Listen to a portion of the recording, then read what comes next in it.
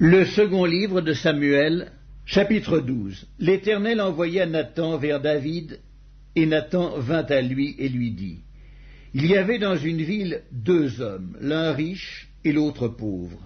Le riche avait des brebis et des bœufs en très grand nombre. Le pauvre n'avait rien du tout qu'une petite brebis qu'il avait achetée. Il la nourrissait et elle grandissait chez lui avec ses enfants.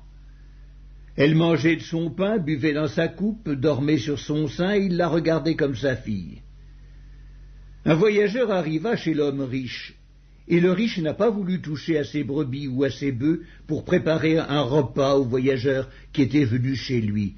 Il a pris la brebis du pauvre et l'a apprêtée pour l'homme qui était venu chez lui.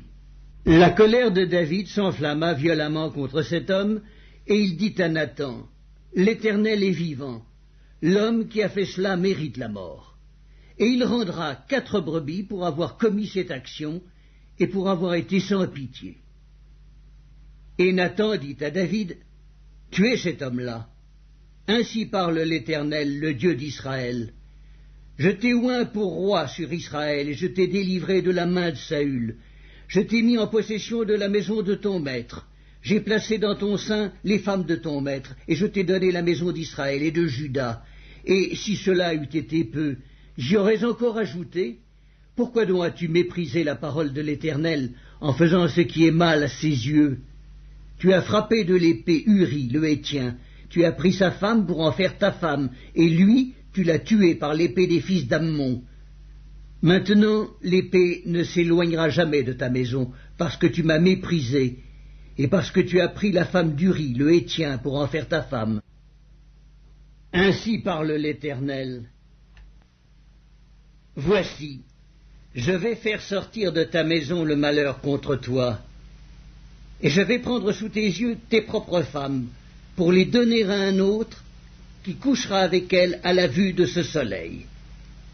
Car tu as agi en secret, et moi, je ferai cela en présence de tout Israël et à la face du soleil. » David dit à Nathan, « J'ai péché contre l'Éternel. » Et Nathan dit à David, « L'Éternel pardonne ton péché, tu ne mourras point, mais parce que tu as fait blasphémer les ennemis de l'Éternel en commettant cette action, le fils qui t'est né mourra. » Et Nathan s'en alla dans sa maison.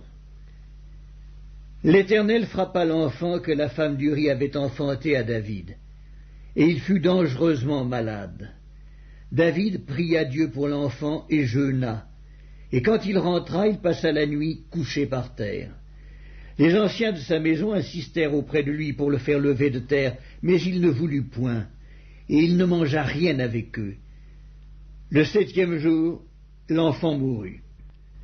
Les serviteurs de David craignaient de lui annoncer que l'enfant était mort, car ils disaient, « Voici, lorsque l'enfant vivait encore, nous lui avons parlé, et il ne nous a pas écoutés. Comment oserons-nous lui dire, l'enfant est mort? Il s'affligera bien davantage. » David aperçut que ses serviteurs parlaient tout bas entre eux, et il comprit que l'enfant était mort. Il dit à ses serviteurs, « L'enfant est-il mort ?» Et ils répondirent, « Il est mort. » Alors David se leva de terre. Il se lava, soignit et changea de vêtements. Puis il alla dans la maison de l'Éternel et se prosterna. De retour chez lui, il demanda qu'on lui servît à manger, et il mangea. Ses serviteurs lui dirent, « Que signifie ce que tu fais? Tandis que l'enfant vivait, tu jeûnais et tu pleurais, et maintenant que l'enfant est mort, tu te lèves et tu manges ?» Il répondit, « Lorsque l'enfant vivait, je jeûnais et je pleurais, car je disais, qui sait si l'Éternel n'aura pas pitié de moi et si l'enfant ne vivra pas? Maintenant qu'il est mort, pourquoi jeûnerais-je? Puis-je le faire revenir? J'irai vers lui, mais il ne reviendra pas vers moi. » David consola Bathsheba, sa femme, et il alla auprès d'elle et coucha avec elle. Elle enfanta un fils qu'il appela Salomon, et qui fut aimé de l'Éternel. Il le remit entre les mains de Nathan le prophète, et Nathan lui donna le nom de Jédidja à cause de l'Éternel. Joab, qui assiégeait Rabba des fils d'Ammon, s'empara de la ville royale et envoya des messagers à David pour lui dire « J'ai attaqué Rabba, et je me suis déjà emparé de la ville des eaux. Rassemble maintenant le reste du peuple, campe contre la ville, et prends-la, de peur que je ne la prenne moi-même et que la gloire ne m'en soit attribuée. » David rassembla tout le peuple et marcha sur Rabba. Il l'attaqua et s'en rendit maître. Il enleva la couronne de dessus la tête de son roi, elle pesait un talent d'or et était garnie de pierres précieuses. On la mit sur la tête de David, qui emporta de la ville un très grand butin. Il fit sortir les habitants et il les plaça sous des scies, des herses de fer et des haches de fer, et les fit passer par des fours à briques. Il traita de même toutes les villes des fils d'Ammon. David retourna à Jérusalem avec tout le peuple.